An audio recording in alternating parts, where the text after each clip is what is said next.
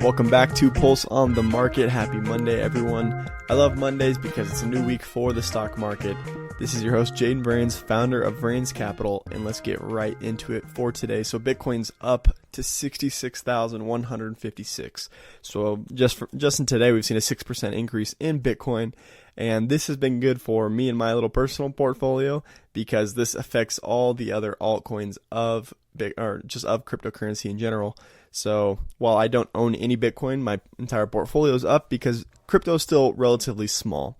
And because there's not really subdivisions or like sectors within Bitcoin. I mean, yeah, there's gambling, there's gaming, there's other types of sectors, but they're not very big. A single coin like Dogecoin is worth more than the entire gambling industry. So it's still not very big, which is why we see smaller altcoins get affected so much, and which is good for me. So I've seen some intense gains over the last couple of weeks simply because Bitcoin has shot through the moon to 66,000. Let's compare it with their last all-time high. And so their last all-time high was only 63,000 back in 2021. And in 2020, I believe, or was it 2021 as well? 2021 as well, it reached 64,899. So now we've surpassed this all-time high to 66,000.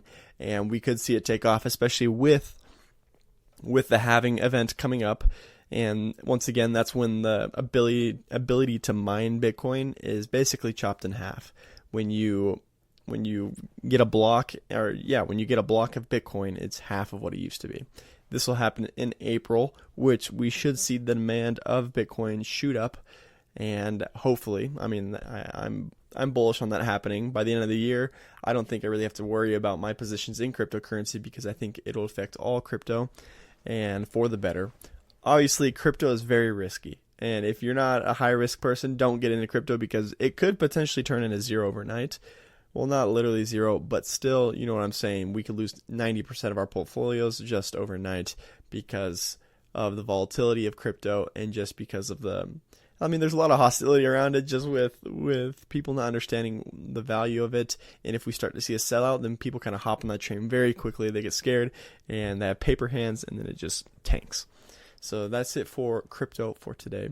Let's check out the indexes in the stock market. Let's see how those are doing. So we got the Dow is down 0.25%, the Nasdaq is down 0.02, and the S&P is down 0.03.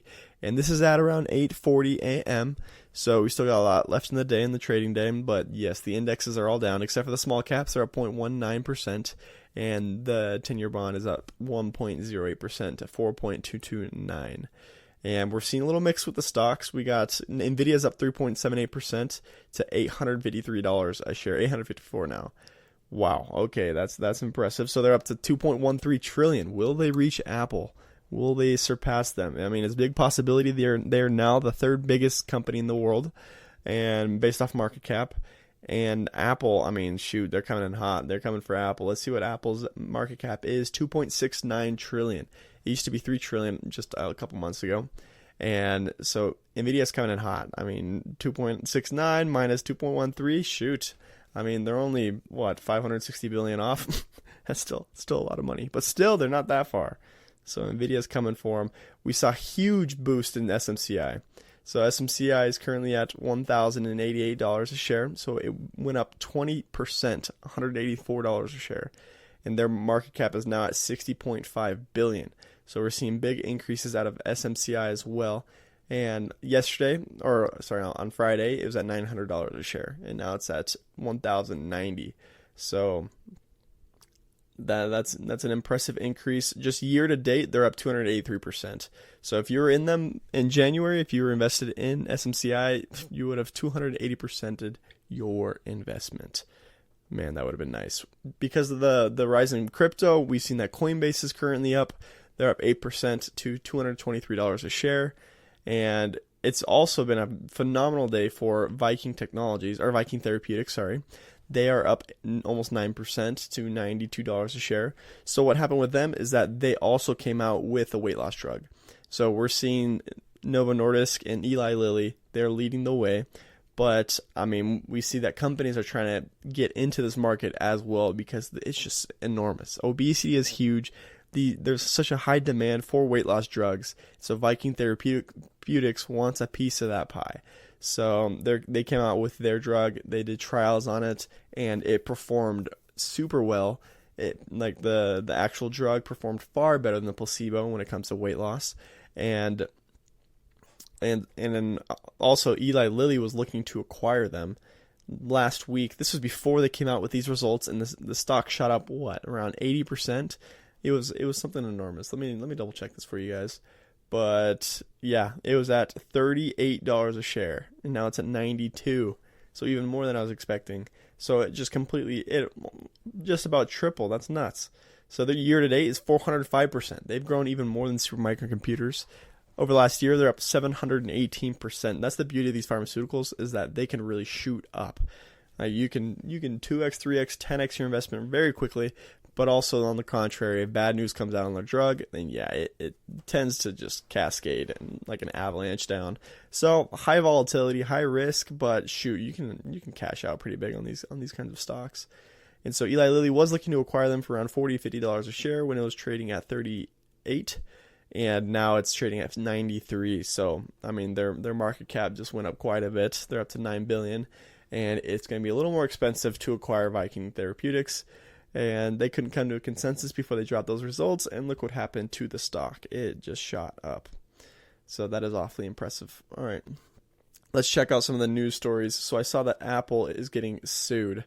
So another problem with Apple. Oh, man. They're down currently, what is it? Yeah, 3%. So they're down to 174 a share, and they were fined $2 billion by the European Union. That's the EU, and that's because they restricted competitors' ability to advertise cheaper music subscriptions outside the App Store. So this was followed by a complaint by Spotify. They're the ones that opened it up, that they were not letting them advertise outside of the App Store on iPhones, and so they were fined $2 billion. That's a hefty fine, and I can see why Apple did that. They don't want to advertise their competitors, but still. Yeah, that's a violation. You can't do that. So Spirit Airlines tanked around 12-13% because JetBlue and Spirit, there's an acquisition going on of JetBlue and Spirit, and it got canceled. So JetBlue's actually up a few percent, and Spirit is down around 12-15% ish, give or take around there.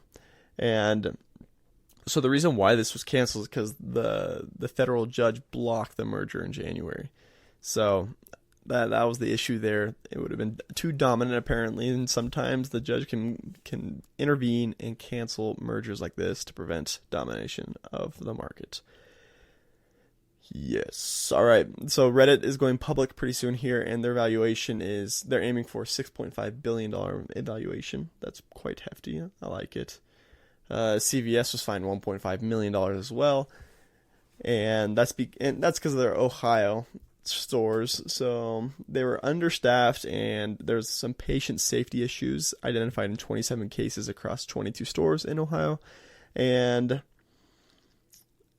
yeah, and so the settlement also includes enhanced monitoring and probation for 8 stores to address concerns. So they were fined $1.5 million due to this, mainly just safety issues and understaffed. I mean, being understaffed is not a good look for the program, and so they were fined due to that and their safety concerns. All right.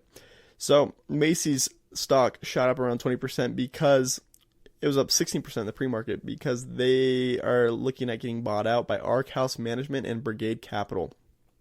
So they raised their buyout offer to $6.58 billion.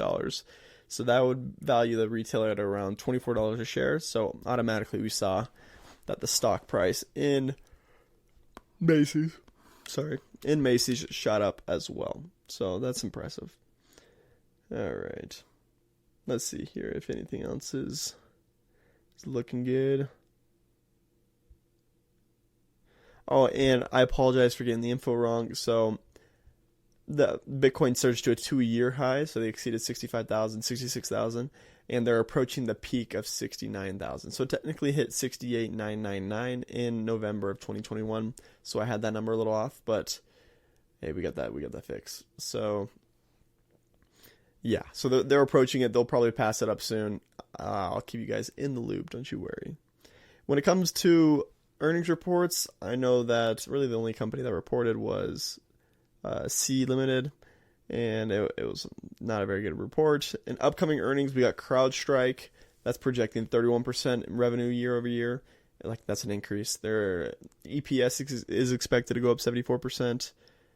Let's see here. Broadcom is also reporting their revenue is going to be up 31% year over year. These are the expected returns.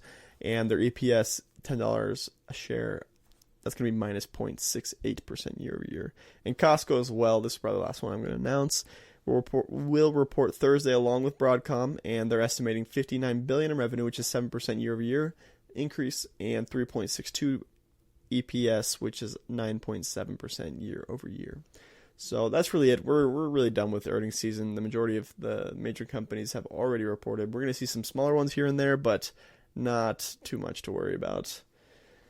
So other than that, I think we are good for the day. So today, there's a lot of snow on the mountain, and I'm going with my fiance to go snowboarding. Got to take advantage. After I look at a lot of charts today, I can't help it. It's an addiction. I love doing it. I plan on doing the research so you guys don't have to, and also so you can just stay in the loop with the market, see the news stories, which stocks are performing awfully well, and my goal is to keep you guys in that loop.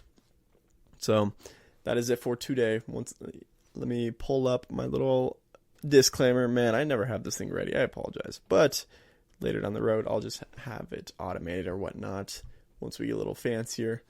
But for now, we're going to have to just read it off again. So this podcast is for informational purposes only and does not constitute financial, investment, or legal advice. The content provided is based on the host's personal opinions and experiences. Listeners are advised to conduct their own research and seek the advice of qualified professionals before making any investment decisions. The host and guests do not guarantee the accuracy or completeness of the information shared, and they are not responsible for any actions taken based on the content of this podcast. Investing involves risk. It's all risky. And past performance is not indicative of future results. The host and guests are not responsible for any losses or damages that may occur as a result of investments made after listening to this podcast. Once again, love you guys. Thank you for listening. Make sure to reach out to me at marketpulse.io with any questions that you might have, and I will get back to you as soon as I can. So have a phenomenal Monday, and I'll see you guys tomorrow.